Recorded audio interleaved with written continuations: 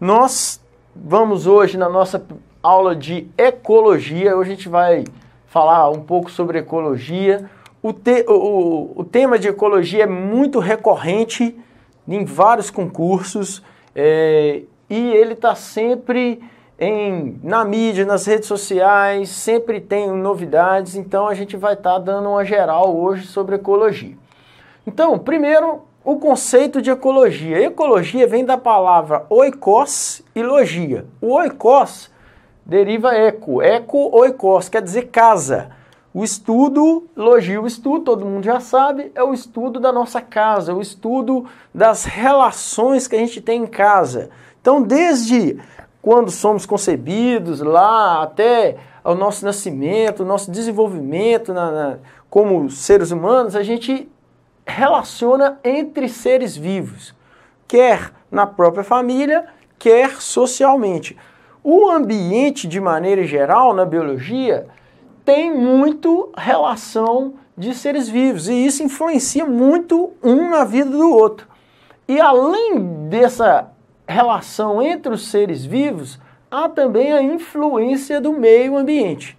Então, o meio ambiente, a inter-relação entre os seres vivos e o meio ambiente, o estudo disso a gente dá o nome na biologia de ecologia.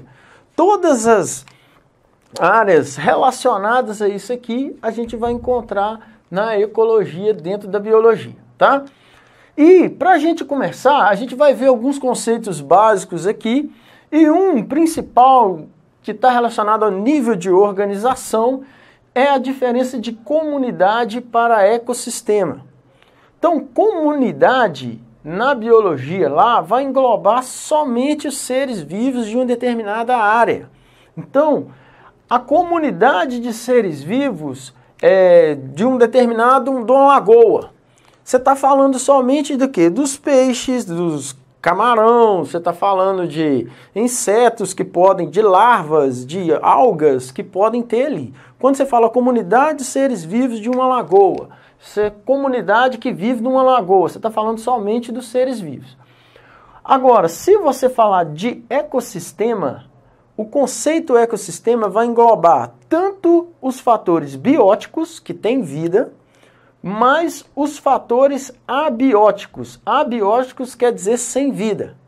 E aí, quando eu falo a lagoa em si, você está considerando a água,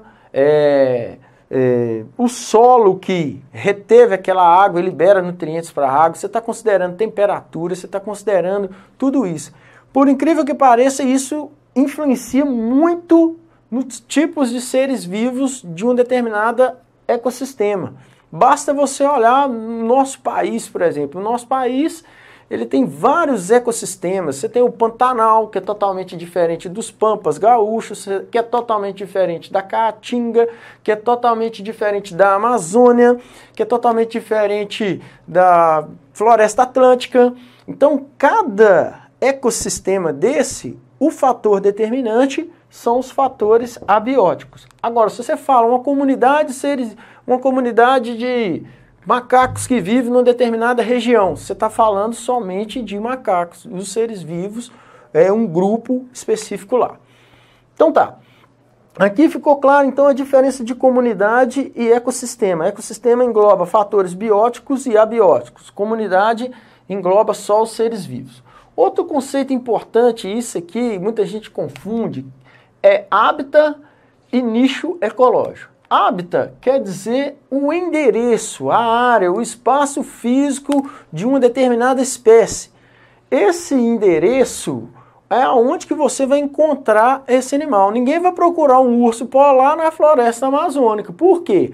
O hábitat do urso polar é lá nas geleiras, lá no Polo Norte ou no Polo Sul, e é onde que a gente vai encontrar determinado tipo de espécie. Então, o hábitat é o endereço aonde a gente encontra determinadas espécies. O nicho ecológico é o papel que essa espécie desempenha no ecossistema. Então, as espécies, gente, todas elas têm um propósito, todas elas têm um objetivo, elas influenciam no meio aonde que elas vivem. E aqui o nicho ecológico vai estar relacionado ao papel que ela desempenha em determinado ambiente, a profissão dessa espécie. Então tem várias espécies que fazem um controle de insetos. Por exemplo, sapo. Sapo, na roça lá, controla a população de insetos. Apesar de ser um bicho meio nojento, asqueroso, as mulheres detestam, né? Mas enfim, ele tem um papel. E o papel dele é controlar a população de insetos. E é muito comum em roça a gente ver os sapos, principalmente perto de lâmpadas e tal. Eles têm um papel no controle dessa população lá, tá? Então cada espécie tem um papel no ecossistema e isso vai influenciar muito quando a gente for falar de cadeia alimentar, tá? Então guarda esses dois conceitos, hábitat e nicho ecológico.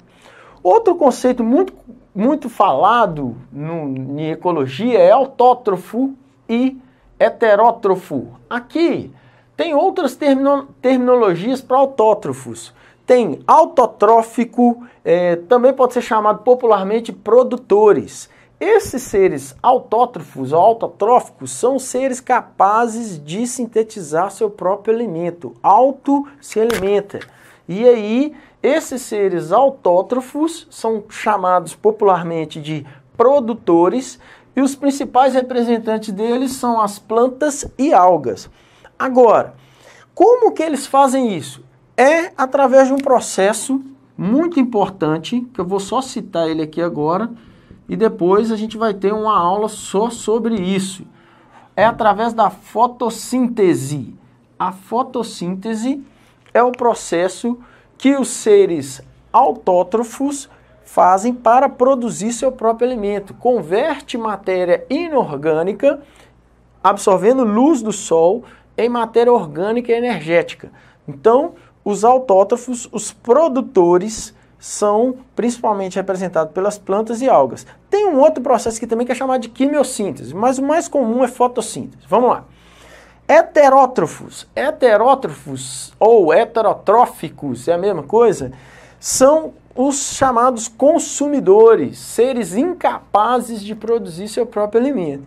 Os heterótrofos são os animais de maneira geral, tanto faz se for inseto, vertebrado ou invertebrado, se for uma larva, qualquer outro tipo de ser vivo que não é capaz de produzir seu próprio alimento. E aqui, os heterótrofos, eles dependem diretamente dos autótrofos. E aí, se você eliminar os autótrofos, automaticamente os heterótrofos vão entrar em extinção, tá? Então tá, beleza. Aqui eu queria destacar uma coisa importante. Esse termo aqui, produtores, ele é muito usado para produtores rurais. E aí muita gente pode confundir esses dois conceitos, autótrofo e heterótrofo, quando se tratar do homem. E às vezes algumas provas tendenciosas levam a você a raciocinar que um fazendeiro, um produtor rural, ele tem lá na sua fazenda, ele cultiva arroz, ele cultiva feijão, ele cultiva peixe, ele tem o gado, ele produz o leite, ele produz o milho, ele é um produtor rural. O homem, ele é produtor ou consumidor? O que é que vocês acham? Quando o homem tem lá sua fazenda, totalmente autossuficiente, ele é considerado um autótrofo ou um heterótrofo? Gente, guardem isso.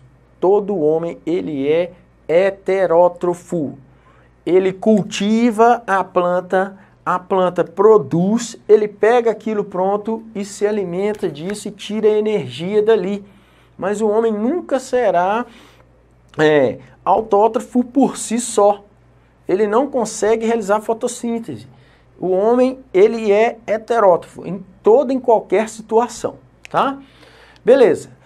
Outro termo muito falado em ecologia e tem um papel importante, um nicho ecológico muito importante, que são os decompositores. Os decompositores são representados principalmente por quem? Fungos e bactérias. Esses fungos e bactérias têm um papel importantíssimo que é transformar matéria orgânica em matéria inorgânica. Então ele transforma, decompõe matéria orgânica em matéria inorgânica. Então, ao decompor isso aí, ele vai devolver os nutrientes para o solo. Devolve os nutrientes para o solo. Então, os fungos e a bactéria vai realizar a decomposição disso aí. E aí, ao decompor a matéria orgânica e inorgânica, ele vai devolver os nutrientes para o solo. Isso é de suma importância para manter o ciclo de vida dos seres vivos, tá? As plantas lá, a floresta, ela tem que ter no seu solo lá bastante fungos e bactérias para promover a decomposição de galhos, folhas, excretas, fezes, animais mortos que entram ali, que caem ali para devolver os nutrientes para o solo, tá?